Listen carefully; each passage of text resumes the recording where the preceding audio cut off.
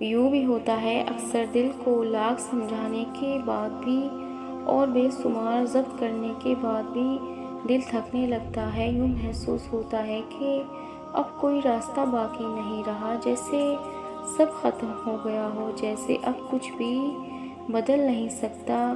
یہ ہم تب تکلیف کی اس آخری حد پہ ہوتے ہیں جہاں یا تو موضوع کی شدت سے طلب ہوتی ہے یا آخری سانس کے ٹوٹ جانے کا ڈر ہوتا ہے۔ تب دل مسلطوں کو جاننے پر بھی آزمودہ ہوتا ہے اور انہیں تسلیم کرنے سے بھی گھبراتا ہے، اور اس گھبراہٹ میں کھو کر ہم بھول جاتے ہیں کہ وہ ایک ذات ہے جو ہمیں یہاں تک لائی ہے۔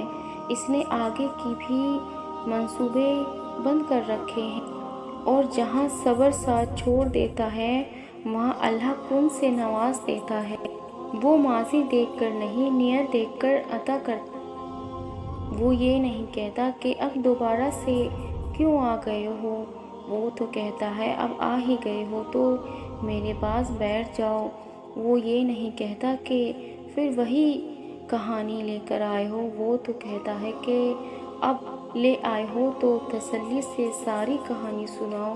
وہ یہ نہیں کہتا کہ میری تو سنتے نہیں ہو، کیوں میں تمہاری سنوں۔ وہ کہتا ہے کہ آج اتنی مدت کے بعد جو دیدار کرایا ہے تو بس جو سنانا ہے سناتے جاؤ۔ وہ یہ نہیں کہتا کہ اپنی غرض کے لیے میرا نام کیوں نہیں لے رہے ہو۔ وہ تو کہتا ہے کہ اب اگر پکار ہی رہے ہو تو اپنی اس میٹھی آواز سے میرا نام دہراتے جاؤ، دہراؤ کہ میری محبت کے نہ کہنے کی گنجائش ہی باقی نہ رہے۔ بس پھر وہ مان جاتا ہے۔ پھر وقت کیا، حالات کیا، موسم کیا، دنیا کا نصیب، سارا جہان بدل جاتا ہے۔ اگر آپ کی آزمائش سخت سے سخت تری ہو گئی ہے تو ممکن ہے آپ محبت کی منزلیں طے کر رہے ہو، ممکن ہے آپ اللہ کے مضبوط بندوں کی فہرست میں گرزانے لگے ہو۔ تکلیف ملتی ہی اس لیے ہے کہ تاکہ ہم سمجھ سکیں جو درد ہمیں اپنی بساط سے زیادہ لگتا ہے وہ دراصل ہمارے حوصلوں کی حدوں کے اندر رہتا ہے، اور ہم اپنے اسے پہچان ہی نہیں پاتے۔ بس تکلیف کی ذرا سی شدت پر ڈھہ جاتے ہیں۔ جب وہ مدد کرنے پر آتا ہے تو سمندر میں بھی راستہ بنا دیتا ہے، اور تم کیوں مایوس بیٹھے ہو؟